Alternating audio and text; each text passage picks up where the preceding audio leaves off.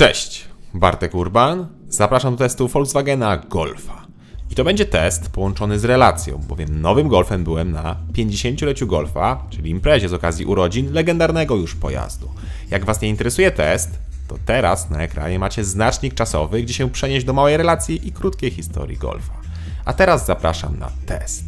Prezentowany Golf to 8. generacja i to po odświeżeniu, czyli generacja 8,5. 8. generacja została zaprezentowana w 2019 roku, a po 5 latach, czyli w 2024 roku, doczekała się odświeżenia. Odświeżenia, które było bardzo drobne i tak naprawdę skupiono się na detalach. Na detalach tak małych z zewnątrz, że tylko prawdziwy fan je zauważy. A te zmiany to nowe wzory, czy tam mówi się nowa sygnatura świetlna z przodu oraz z tyłu, a także i delikatnie przemodelowane zderzaki. Teraz na ekranie widzicie obie wersje, gdzie po lewej jest stara, a po prawej nowa odmiana. Tak samo na górze jest nowa odmiana, a na dole stara. Tak jak mówię, różnice są wręcz minimalne. Warto dodać, że teraz jest taki bajer, który pozwala na wybór animacji w tylnych światłach, czyli bajer znany chociażby z Audi. Z przodu za to teraz możemy mieć świecący znaczek Volkswagena. Cieszę się za to, że z tyłu nie ma już czegoś takiego, co wyglądało jak atrapy wydechów i to nawet w wersji Airline, którą ja testuję.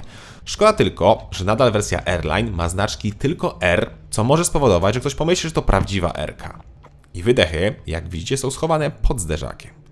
Kolejną nowością, świadczącym o tym, że są to tylko detale, to producent chwali się nowymi lakierami i wzorem felg. Z tym, że z tego co widzę, to na przykład w nowym Golfie nie ma już tego super żółtego lakieru, który dla mnie był takim najbardziej charakterystycznym dla poprzedniej generacji. No cóż, tak jak mówiłem, jeśli chodzi o wygląd, to są tak naprawdę zmiany minimalne. Chociaż jak widzicie, podwyżki cen już takie minimalne nie są i lakiery są droższe o na przykład 500 zł, co przy kwocie 1000 lub 1500 robi ogromną różnicę. Różnicy nie ma w wymiarach. I Golf ma nadal 4,28 m długości, 1,79 m szerokości oraz 1,48 m wysokości. Rozstaw osi to 2,62 cm. W takim razie pora na bagażnik, który też ma takie same wymiary. I nadal klapa jest podnoszona manualnie, co w tej klasie jest standardem. Kufer ma pojemność 381 litrów oraz drugie dno. Drugie dno, które możemy zamontować niżej, albo możemy je wyjąć. Pod tym drugim dnem jest jeszcze jedna przegroda, gdzie w serii mamy zestaw kluczy oraz koło dojazdowe lub zapasowe. W bagażniku zatem też 2 haczyki na zakupy oraz gniazdo pod zapalniczkę.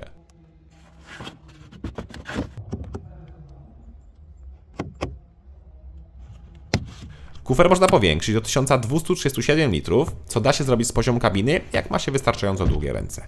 Podłoga po złożeniu nie jest idealnie płaska. W takim razie wskakujemy na tył. I tu od razu przepraszam, ale będą ujęcia bez statywu, bo zapomniałem go wziąć na sesję. Jak widzicie, miejsca z tyłu jest wystarczająco, zarówno nogi, jak i na głowę mieszczę się, a mam 186 cm wzrostu. Do dyspozycji jest podłokietnik z miejscami na poje i przejściem do bagażnika. Są też oddzielne nawiewy oraz złącza. Ja też miałem oddzielną trzecią strefę klimatyzacji, co jest opcją. W podstawie jest tylko nawiew. I w podstawie nie ma też podłokietnika z tyłu.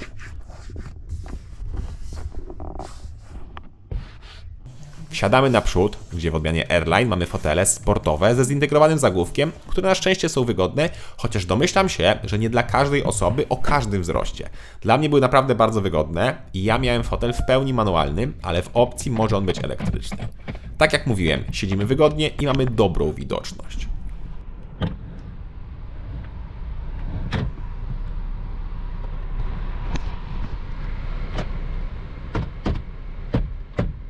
W takim razie pora na deskę rozdzielczą, gdzie widoczne zmiany są dwie. Po pierwsze, jak pewnie zauważyliście, na szczycie deski góruje przeogromny ekran, który ma teraz niemal 13 cali, dokładnie 12,9. W zasadzie to może mieć, bo w podstawie jest mniejszy ekran, 10,3 cala, czyli dokładnie tyle jak było przed odświeżeniem. Toyota.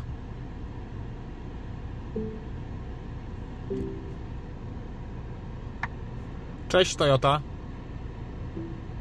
Jak dojechać do lotniska Chopina?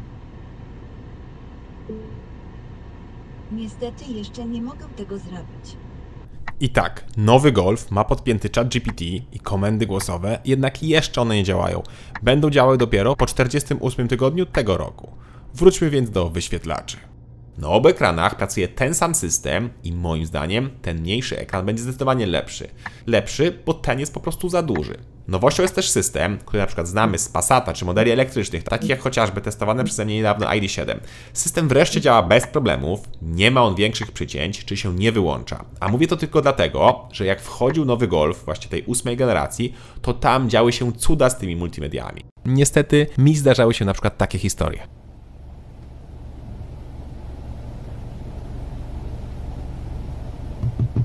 Halo?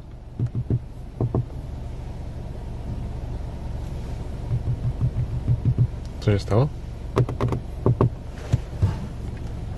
O, jest, znowu wrócił. Ba, była nawet akcja serwisowa, bo ludziom się po prostu ten ekran wyłączał. Teraz na szczęście chyba tak się nie dzieje. A, i wreszcie te przyciski pod ekranem są podświetlane. Tak, niestety wciąż są one dotykowe i wciąż klimatyzację obsługujemy za pomocą dotyku.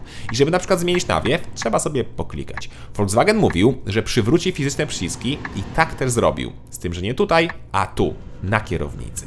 Zrezygnowano z tych fatalnych dotykowych przycisków i od teraz są fizyczne. No i to mi się podoba. I tak, płytka od świateł nadal jest dotykowa, ale tam na szczęście rzadko się zagląda. Drugi ekran jest taki sam jak był i są to zegary cyfrowe. Zegary cyfrowe z kilkoma widokami i dużą możliwością personalizacji.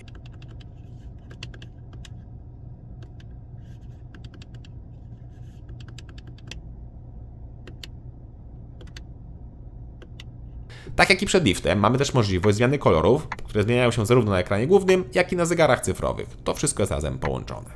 W takim razie pora sprawdzić spasowanie i materiały.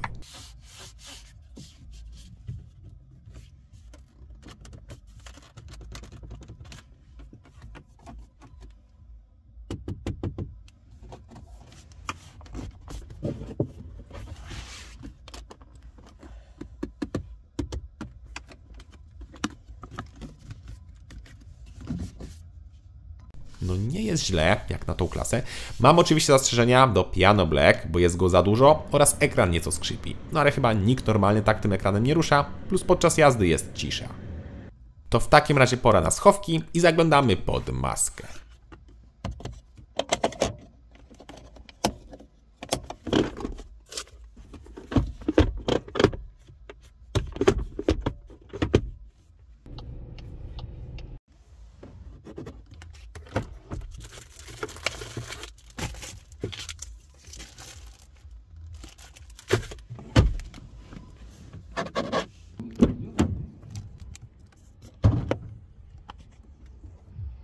A pod maską też zmiany, ale na szczęście takie jak lubię, czyli jeszcze większy wybór silników oraz zwiększenie mocy obecnych. Czyli nadal mamy silniki tylko czterocylindrowe, tylko turbo o pojemności od 1,5 do 2 litrów. Nowością jest pojawienie się dwóch odmian plug-in hybrid opartych o silniki 1.5, które mają moc łączną 204 lub 272 konie. A także i wzmocniono wersje sportowe, gdzie Golf GTI ma teraz 265 zamiast 245 koni, a Golf R 333 zamiast 320 koni. A nie, przepraszam, w jednym silniku moc spadła, bowiem w podstawie nie ma już 1.5 TSI 130 koni, tylko jest 1.5 TSI 116 koni, a także i niestety zniknął 200-konny silnik diesla. No ale jak widzicie, wybór silników jest naprawdę duży i wciąż są to zwykłe silniki.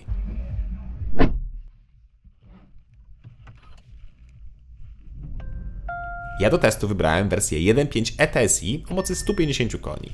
ETSI oznacza to, że mam tutaj miękką hybrydę, która wspomaga rozrusznik oraz zawsze w tym silniku mamy automat dwusprzęgowy DSG. Niestety, auto odebrałem nowe i nie udało mi się zrobić tym samochodem takiego przebiegu, żebym mógł spokojnie robić testy przyspieszenia, więc musimy Volkswagenowi uwierzyć na słowo, że ten Golf z tym silnikiem robi setkę w 8,4 sekundy. A co ciekawe, przed liftem Golf był wolniejszy i robił 8,5 sekundy. Aż sprawdziłem masy obu pojazdów i ta się niemal nie zmieniła. Różnica to 6 kg, gdzie nowa wersja jest cięższa i waży 1373 kg. Nie jestem też pewien, czy spalanie przy tak niskim przebiegu jest miarodajne, ale nawet jak ma się zmienić, to pewnie na jeszcze niższe. Ale nawet teraz Golf zużywał naprawdę bardzo mało i w mieście spokojnie damy radę zejść poniżej 7 litrów. Jak są korki, to mamy 8,5. Na trasie przy 120 jest to około 5,5, przy 140 6,8. Jak będziemy trzymali 90 km na godzinę, to schodzimy do bardzo niskich 4 litrów, co jest świetnym wynikiem jak na benzynę. Silnik przy tym jest naprawdę cichy i kulturalnie pracuje. Niestety, nie wypowiem się też w kwestii działania skrzyń biegów, bo też nie katowałem jeszcze auta, ale coś czuję, że może być opóźnienie. A, i bak paliwa ma 50 litrów. Pod względem prowadzenia nic się nie zmieniło. Auto jest pewne, precyzyjne, sztywne, ale nie twarde. No to jest taki typowy, pewny Volkswagen. Próżno też szukać sportu, ani też super komfortu. Tu jest taki balans, no z lekką nutką nudy. Nudy, bowiem jak widzimy na zewnątrz te wszystkie literki R i tą konfigurację, to oczekujemy nieco więcej sportu, no ale niestety go nie dostajemy. To znaczy, dostajemy coś więcej, czyli dostajemy wyższą cenę. Podstawowy Golf z silnikiem 1.5 turbo 116 koni i manualem kosztuje 113 tysięcy złotych. Mocniejszy wariant 150-konny z manualem to wydatek 125 tysięcy złotych. Jak chcemy silnik jak testowany, czyli z miękką hybrydą, to dopłata to 9 tysięcy złotych względem tego samego silnika, ale bez miękkiej hybrydy. Diesel startuje od 121 tysięcy złotych za 2.0 TDI 116 koni i manual. Mój egzemplarz w podstawowym wyposażeniu kosztuje 134 500 złotych, jednak ja miałem wersję Airline oraz parę dodatków i tym sposobem cena końcowa to 190 tysięcy złotych. Dodatki w tym samochodzie kosztowały 44 tysiące złotych. Wciąż jest dostępny cennik dla przedliftowego Golfa i jest on średnio od 3 do 6 tysięcy złotych tańszy niż ta odmiana po faceliftingu. A i tak, wiem, że obecnie jest promocja, jednak ja zawsze ceny podaję bez promocji, ponieważ nie wiem, ile te promocje będą trwały. Golf 8,5, czyli ten po odświeżeniu, to bardzo delikatna ewolucja. Ewolucja tak mała, że niemal niezauważalna. To tak naprawdę naprawianie błędów, których nie powinno być, jak już pokazywano 8. generację, czyli na przykład system multimedialny i dotykowe przyciski na kierownicy. Cała reszta jest niemal taka sama. Golf jest nudnawy i bez charyzmy, ale taki chyba zawsze był i w tym była jego siła. No chyba, że wybieraliśmy wersję GTI czy R. Tam zawsze było nieco inaczej. Cześć! A teraz zapraszam na dodatek, czyli na krótką relację z obchodów 50-lecia Golfa, która odbyła się na torze w Modlinie. Impreza była podzielona na kilka sekcji, gdzie była na przykład część dla dzieci, część z historią, jazdy testowe, jedzenie oraz scena. Mnie tak naprawdę interesowały samochody i to je właśnie będę Wam pokazywał. Starałem się nagrać każdą sztukę, a aut miało być ponad 300. Była też fajna strefa, gdzie tutaj normalnie są ćwiczenia do kontrolowanego poślizgu, gdzie było 8 generacji Golfa, każda opisana i pięknie wystawiona. Piękna, 50-letnia historia. Świetnie przygotowane i można było zobaczyć, jak długą drogę przebył Golf i jak z generacji na generację rósł oraz się zmieniał. Nie wiem jak Wam, ale ze współczesnych Golfów to 7. generacja była takim momentem kulminacyjnym, chyba najlepszym z generacji. Ale jakby serce miało wybierać, to brałbym Golfa 1. Piękny klasyk. Było też kilka sztuk Golfa Country, czyli auta, które mocno wyprzedziło swoje czasy. Dziś byłoby hitem, ale w 1990 roku niestety nim nie było. Produkcja trwała niespełna 2 lata i już w 1991 roku ją zakończono. Łącznie wyprodukowano nieco ponad 7000 sztuk tego Golfa, który był chyba takim SUV-em. Poza tym wśród aut widzów i uczestników panował pełen przekrój generacji oraz ich stanu, co było świetne. Były auta super wypieszczone, takie mega seryjne, były wypieszczone, ale na przykład po tuningu, jak na przykład 4 z przyczepą zrobioną też z 4, czy inne projekty na glebie i dużym kole. Było też kilka sztuk, które widać, że żyją i dzielnie sobie radzą i czuć na nich było zmęczenie, co też jest piękne. Był nawet jeden Golf 2 na zielonych blachach. Ciekawe, co? Ogólnie czuć było, że Golf to taki kult i legenda i to w motoryzacji lubię. Pasję, zamiłowanie, radość z posiadania samochodu, który daje nam wolność. A tutaj wśród tych właścicieli właśnie to było czuć. Na koniec zostawiam Was już tylko z samym pokazaniem pozostałych Golfów. Cześć!